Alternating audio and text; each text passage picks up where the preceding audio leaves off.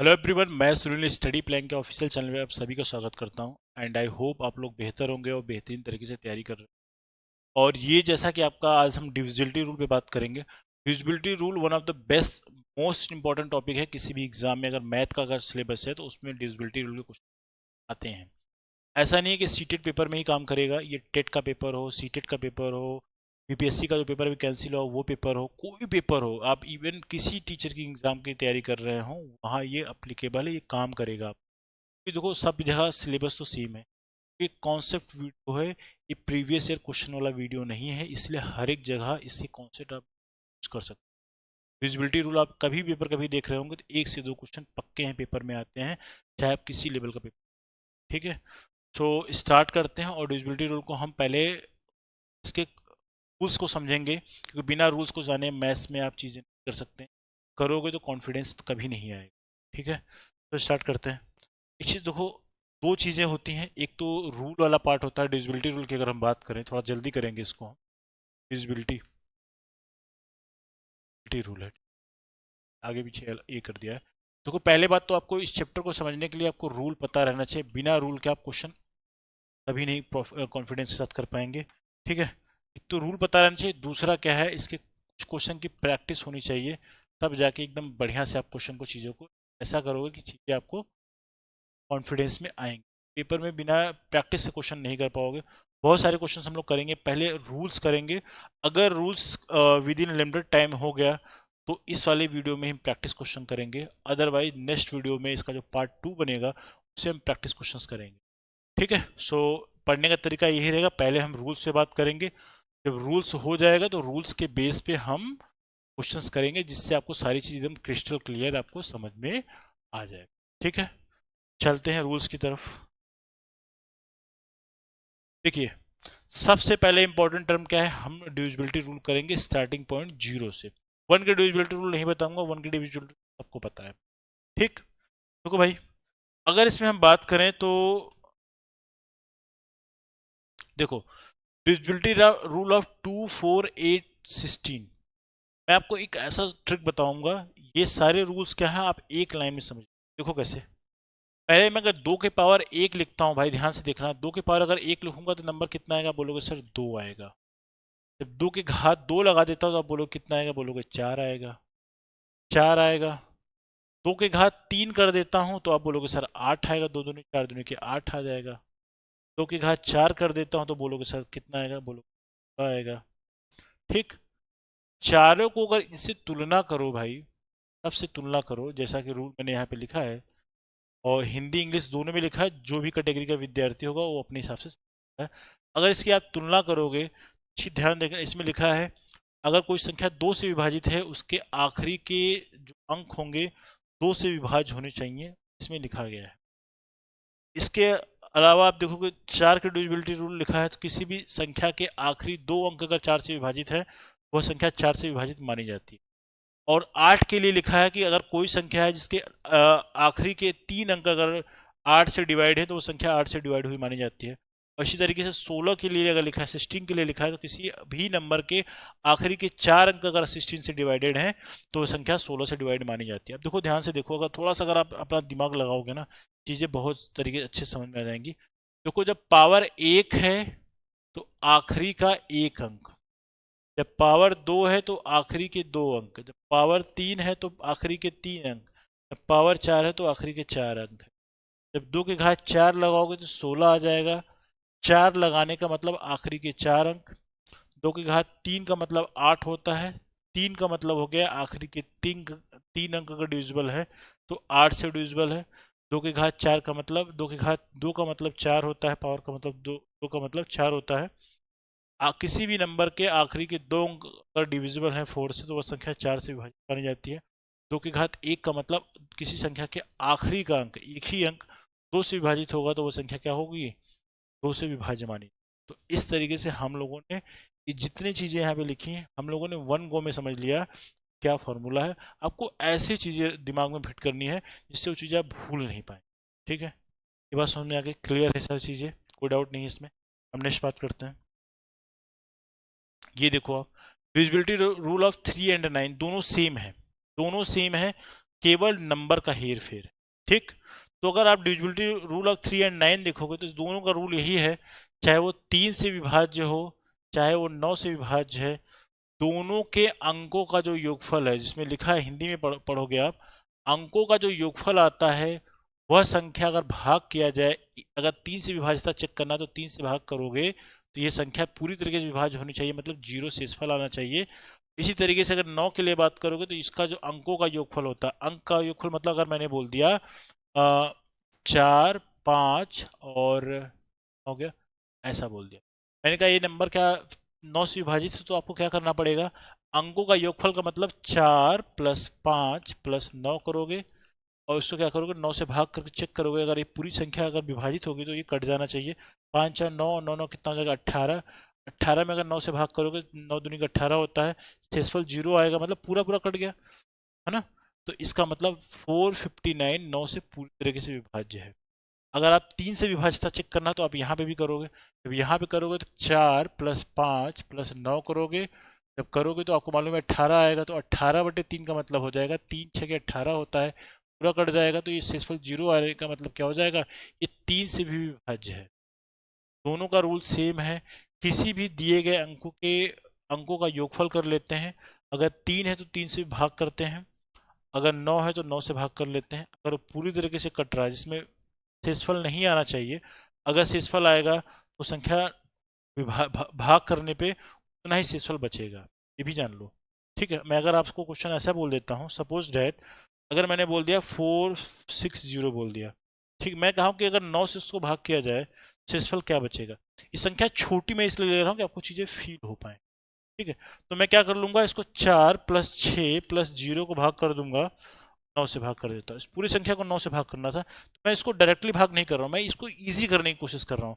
आपकी प्रैक्टिस रहेगी तो 6 और 4 10 हो जाता है, 10 में अगर 9 से भाग करोगे तो शेषफल 1 बचेगा, आपको ये समझ में आ गया है, मैं आपको यहाँ समझा रहा हूँ, दिखा रहा हूँ कि ऐसे ही होता है। जब जोड़ोगे भाई जो 10 आ रहा है, 6 4 10 और 0 आएगा, 10 आएगा, भाग करोगे शेषफल 1 आएगा, तो 460 में अगर 9 से भाग करोगे ना, एक शेषफल बचेगा हर एक कंडीशन में। इसी तरीके से आप 3 की भी डिविजिबिलिटी चेक कर सकते थे। ठीक, अब आगे चलते हैं। अब देखिए 5 25 और 125 सेम कहानी, ठीक है ना। तो 5 को भी इसी तरीके से अगर आप लिखोगे तो 5 पावर 1 लिखोगे तो आपका 5 आएगा, 5 की पावर 2 लिखोगे तो 25 आएगा, सेम चीज़ है बिल्कुल, 2 4 8 वाला। 5 के पास अगर 3 लिखोगे तो कितना आएगा 125 आएगा। इसके लिए ये रूल है, इसके लिए ये रूल है, इसके लिए ये रूल है, अगर आप चीज़ें मिलाओगे तो आपकी चीज़ें आसानी से समझ में आ जाएंगी। अब देखो, अगर 5 की पावर 1 का मतलब हो गया कोई भी अंक, किसी भी डिजिट का, किसी भी अंक का, किसी भी संख्या का, कोई संख्या मान लो दिया है 125 दिया है, मान लो 1225 दिया, ऐसा कोई नंबर दिया है, हमने कहा क्या है 5 से विभाजित है, तो आपको कुछ करने की ज़रूरत नहीं है, आपको सिर्फ इतना करना है कि इसका आखिरी अंक आपको देख लेना है कि ये क्या 5 से विभाजित है, तो आप बोलोगे सर 5 आ रहा है, 0 भी आएगा तब भी विभाजित रहेगा, याद रखना, 0 आ जाए या फिर 5 से विभाजित कोई संख्या आ जाए, 5 से विभाजित कोई संख्या 5 आ जाए, 10 आ जाए, 10 आने का मतलब हो जाएगा 0 आ जाएगा, 10 15 कोई भी एक ऐसा नंबर आ जाए, आखिरी के अंक की बात कर रहे हैं, 15 आएगा तो मतलब लास्ट में 5 आ रहा है, 10 आने का मतलब लास्ट में 0 आ रहा है, तो इस तरीके से कोई संख्या अगर आती है तो लास्ट के डिजिट में 5 या 0 अगर आता है तो वह संख्या 5 से विभाजित मानी, यहाँ पे लिखा भी गया है, किसी अंक अंतिम अंक में 0 या 5 अगर आ जाए तो वो संख्या 5 से विभाजित मानी जाती है। ठीक है भाई, अब आते हैं 25 के लिए। देखो, वो अंतिम 2 अंक 25 से विभाजित होने चाहिए, बिल्कुल एकदम एग्जैक्टली वही, अगर तुलना करके अगर आप समझोगे तो चीज़ें एकदम समझ में आ रही है। इसको हम 5 के पावर 2 लिख सकते हैं, 2 का मतलब आखिरी के 2 अंक, 5 के पावर 1 का मतलब आखिरी के 1 अंक, 5 के पावर 3 का मतलब, इसी तरीके से 125 की भी डिविजिबिलिटी आप लोगों ने सीख ली। ठीक है, तो मैंने आपको वन गो में सारी चीज़ समझाने की कोशिश की है, 5 25 125 सिखा दिया। ठीक है, अब नेक्स्ट वाले पार्ट पे चलते हैं, 6 चेक करते हैं। देखो 6 की डिविजिबिलिटी रूल क्या है, देखो हम 6 को इस तरीके से ब्रेक कर सकते हैं, अभी तक जितनी संख्याएं लिखी हैं वो किसी में ब्रेक नहीं हो रही, 2 को आप दो टुकड़ों में नहीं ब्रेक कर सकते थे, ठीक, एक नहीं लेंगे, 6 है, 6 को हम 2 पार्ट में ब्रेक कर सकते हैं, 2 अभाज्य संख्याओं में हम ब्रेक कर सकते हैं, 2 त्रिका 6 लिख सकते हैं। अगर कभी भी कोई संख्या आगे आप बड़े बड़े क्वेश्चन जब करोगे ना, तो आपको डिविजिबिलिटी रूल ऐसे ही निकालने पड़ेंगे कि कोई भी नंबर दिया रहे उसको हम आभाज्य संख्याओं के गुणनखंड के रूप में तोड़ लेते हैं। जो आभाज्य संख्याएं आपको दिखाई पड़ेंगी वो संख्या उन संख्याओं से विभाजित अगर होती है तो वह पूरी संख्या बड़ी वाली वो संख्याओं से विभाजित रहेगी। ठीक, इसका मतलब हो गया 6 में अगर 2 बार अगर ये सब चीज़ें आ रहे हैं, इसका मतलब ये हो गया कि आप अगर अगर एनालिसिस करोगे तो ये अगर कोई संख्या 6 से विभाजित हो इसका मतलब वो 2 से विभाजित होना चाहिए और 3 से विभाजित होना। अगर मैं इसको इनडायरेक्टली कहूँ, आपको जो चीज़ें लिखी है यहाँ पे मैं आपको वही बता रहा हूँ। कोई संख्या अगर 6 से विभाजित है वो संख्या 2 और 3 से अगर विभाजित रहेगी तभी वो 6 से विभाजित मानी। अगर कोई ऐसा भी कह सकते हैं, अगर आपको कोई संख्या चेक करना है कि 6 से विभाज्य है कि नहीं तो पहले आप 2 से विभाज्यता चेक करोगे, उसके बाद 3 से विभाज्यता चेक करोगे, दोनों से सेटिस्फाइड होगा तो आप डायरेक्टली चेक करके बता दोगे कि हाँ ये 6 से विभाज्य होगा। इसका रूल ये है। ठीक है, यही चीज़ यहाँ पे लिखा है, चाहे तो आप स्क्रीन शॉट लेके चीज़। ठीक है, आई होप समझ में आ गया। हिंदी इंग्लिश दोनों में लिखा है, जो भी जिस कैटेगरी का है उसको सारी चीज़ समझ में आ जाए। ठीक है, अब देखो भाई, अब देखिए 7 11 13 7 11 13 पे प्रश्न आपके पेपर में प्रीवियस ईयर में आया है। ऐसा नहीं पहले वाले नहीं आए, सब के सब आ रहे हैं। इससे पेपर आया है क्योंकि इसमें लोगों को डाउट रहता है कि एक नंबर नहीं है, तीनों नंबर का एक ही सिस्टम रहेगा। 7 11 13 का ये वेरी इंपॉर्टेंट है। उसको करने का तरीका ये रहता है कि जो दो नंबर दिया रहता है उसको क्या करते हैं, पहले राइट साइड से जोड़े बनाते हैं। राइट साइड से जोड़े का बनाने का मतलब हो गया, अगर मैं आपको समझा दूं, अगर मान लो कोई नंबर 1 2 3 4 5 6 इस तरीके से नंबर है कोई भाई, ठीक है, इस तरीके से अगर कोई नंबर है तो राइट साइड से तीन के जोड़े बनाते, तीन तीन अंकों के जोड़े बनाते हैं। तो पहले आप क्या करोगे, 3 अंक के जोड़े बनाने का मतलब हो गया आप 3 अंक का जोड़ा पहले आप ये बनाओगे, दूसरा बनाओगे ये। ठीक है, दो जोड़े बना लिया। अब दोनों जोड़ों में एकांतर क्रम में प्लस माइनस लगाओगे। राइट हैंड साइड में पहला बार जोड़ा ये बना तो इसको प्लस ले लोगे, उसके बाद माइनस ले लोगे। प्लस माइनस चलता जाता है। मैं आपको सिर्फ एग्जाम्पल के तौर पे चीज़ें बता रहा हूँ, इसलिए चीज़ें ऐसा कर रहा हूँ। अब इसको सॉल्व करोगे क्या हो जाएगा, 456 प्लस है तो प्लस लिख लो, ये माइनस है तो -123 कर दो। इसी को सॉल्व करोगे 3 3 और 3 आ गया। ट्रिपल 3 क्या 7 11 और 13 से विभाजित है।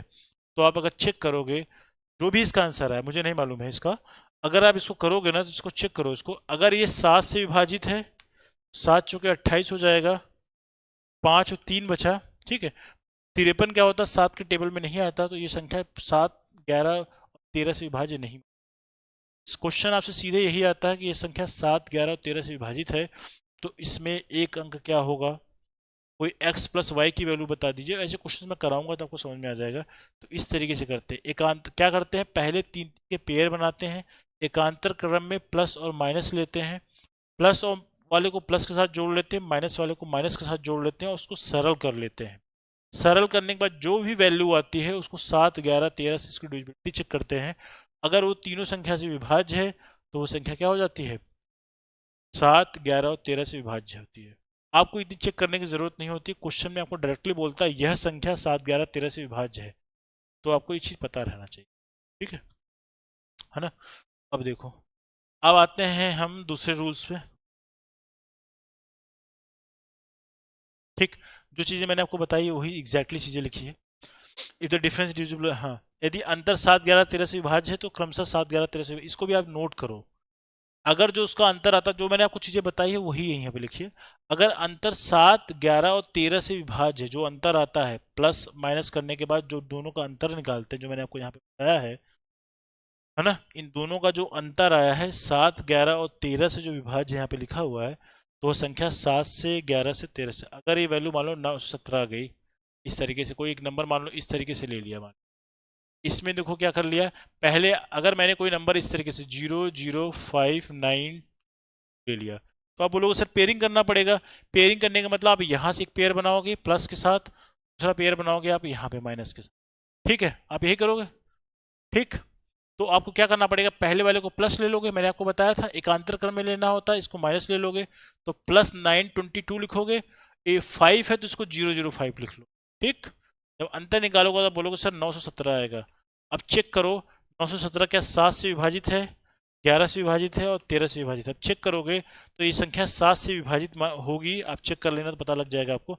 7 से विभाजित होगी, लेकिन ये संख्या 13 से नहीं विभाजित होगी, है ना। संख्या ना तो 13 से विभाजित होगी, ना तो 11 से विभाजित होगी, है ना। इस तरीके से चेक करते हैं, है ना। इसी तरीके से और भी एग्जाम्पल दिए गए हैं भाई। इसमें आप सारी चीज़ों को चेक करोगे, अगर तीनों नंबर से विभाजित है तो बड़ी वाली नंबर जो आपको मैंने एक नंबर बताया है कि 8-10 डिजिट का आपको पेपर में मिलेगा, वो संख्या पूरी की पूरी 7, 11 और 13 से विभाजित होगी। और भी कई मैंने एग्जाम्पल लिखे हैं, चाहो तो आप यहाँ पे क्रॉस चेक करके चीज़ें और भी अच्छे से समझ सकते हो। एक एक नंबर है और चीज़ देखो, ये एक नंबर है 1001, इस पे क्वेश्चन पेपर में आता है 1001, इस पे क्वेश्चन पेपर में 2-3 बार आया है। याद रख लेना, यह एक ऐसी संख्या है जो 7 से विभाजित है, ये 11 से विभाजित है और ये 13 से विभाजित है। इससे पेपर में कम से कम 5-6 बार प्रश्न पेपर में अलग अलग क्वेश्चन पेपर में आए हैं। इस चीज़ को याद रखना, 1001 ऐसी संख्या है 7, 11 और 13 से पूरी तरीके से विभाजित है, इसलिए इस चीज़ को यहाँ पे लिया गया भाई। जितनी भी चीज़ें यहाँ पे लिखी गई हैं आपको दिखाई पड़ रही हैं, इसको नोट कर लेना, पेपर में बना के रखना। नोट करने के बाद इसकी प्रैक्टिस करना तो आपको अच्छे से समझ में, आई होप चीज़ समझ में आ गई है। इसमें एकांतर क्रम में चीज़ें को लेते हैं, प्लस माइनस के साथ सॉल्व कर लेते हैं, जो भी वैल्यूज आती हैं उसको 7, 11, 13 से अलग अलग चेक कर लेते हैं और चीज़ पता लग जाती है। एक चीज़ और देखो, डिविजिबिलिटी रूल ऑफ 11, ये very very very very important है भाई, इसमें कोई दो राय नहीं। आप पेपर अगर दे रहे हैं तो आपको मालूम है कि पेपर में इसका क्या रोल है इस वाले टॉपिक का। तो कोई भी नंबर अगर 11 से विभाजित तो एक चीज़ याद रख लेना, एकांतर क्रम में क्या करेंगे, ये सेम कहानी है ना। तो कोई भी अगर नंबर दिया है तो एक चीज़ याद रख लेना, विषम स्थानों के अंकों का योगफल और सम स्थानों के अंकों का योगफल। विषम स्थानों के अंकों का योगफल मतलब अगर मैं 123 बोल रहा हूँ, ध्यान देना भाई, तो इससे विषम स्थान क्या हो गया, आप अगर देखोगे तो मैं विषम स्थान का मतलब हो गया क्या हो जाएगा, ये विषम स्थानों पे आ रहा है, 1 नंबर पे आ रहा है, ये 3 नंबर पे आ रहा है ना। और ये मान लो दूसरे नंबर पे आ रहा है, ये सम स्थान हो गया, सम स्थान हो गया, और ये दोनों क्या हो जाएंगे, विषम स्थान हो जाएंगे, है ना। विषम स्थान होने का मतलब क्या है, पहले स्थान पे आ रहा है 1, तीसरे स्थान पे आ रहा है 3। अब क्या कर लेते हैं, इतना करने के बाद विषम स्थानों को अंकों का योगफल कर लेते हैं। तो विषम स्थानों को अंकों का योगफल करो, जो नियम मैंने बताया, विषम स्थानों को अंकों का योगफल करोगे 1+3 करोगे, माइनस सम स्थानों को अंकों का योगफल क्या करोगे, सम स्थान का अंक कितना है, 2 ही है केवल, है 2 घटाओगे, इन दोनों का डिफरेंस चेक करोगे, 4 - 2 आएगा, 4 में से अगर 2 निकालोगे तो 2 आएगा। मतलब क्या हो गया, 123 में अगर आप 11 से भाग करोगे 2 बचने का मतलब है कि आपका 2 शेषफल बचेगा। अगर जीरो आ जाता है, जीरो आ जाए या फिर कोई एक ऐसी संख्या आ जाए जो 11 का गुणज हो या 11 से विभाजित हो, तो वो संख्या 11 से विभाज्य मानी जाती है। बात को याद, बहुत अच्छे से चीज़ें लिखी गई हैं। इवन स्थानों को जोड़ लेते हैं, विषम स्थानों को जोड़ लेते हैं, दोनों का अंतर ले लेते हैं, अंतर जीरो आए या फिर 11 का मल्टीपल आए, 11 से विभाज्य कोई संख्या आए, पूरी की पूरी संख्या 11 से विभाज्य मानी जाती है। ठीक है, आप इसके अलग अलग क्वेश्चन एग्जाम्पल दे सकते हैं, मैंने यहाँ पे लिखा हुआ है, और सारी की सारी चीज़ें एकदम बेहतरीन तरीके से लिखी हैं। आप चाहें तो इसके एग्जाम्पल से चीज़ों को और समझ सकते हैं। ठीक है, मैं आपको एग्जाम्पल चाहो तो मैं आपको समझा देता हूँ कि एग्जाम्पल में किया क्या गया है। ठीक है, जैसे एक एग्जाम्पल है 16645, जो कितना आसानी से हम लोग कर लेते हैं चीज़ों को। सम स्थान क्या है, विषम स्थान 1, 3, 5, 7, ये नहीं होगा। ठीक है, ऐसा जोड़ लिया, ठीक, 1, 3, 5, 7 कर लिया, तो एक क्या क्या हो जाएगा, विषम स्थान को सम क्या है, ये वाला सम है, ये वाला सम है और ये वाला सम है।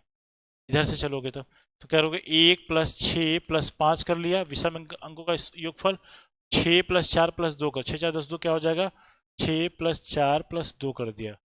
अब चेक कर लो, 6 5 11 1 12 हो जाएगा, 6 4 10 2 12 हो जाएगा, दोनों का अंतर चेक करोगे, जीरो आएगा। जीरो आने का मतलब यह संख्या जो बड़ी वाली आपको दिखाई पड़ रही है, यह संख्या क्या है, 11 से विभाज्य है। तो आसान है, विषम स्थानों के अंकों का योगफल या फिर सम स्थानों के अंकों का योगफल कर लेना, और दोनों का अंतर चेक करना। अंतर कैसे चेक करोगे, विषम स्थानों के अंकों का योगफल माइनस सम स्थानों के अंकों का योगफल चेक कर लेना, विषम माइनस विषम मत करना, विषम माइनस सम।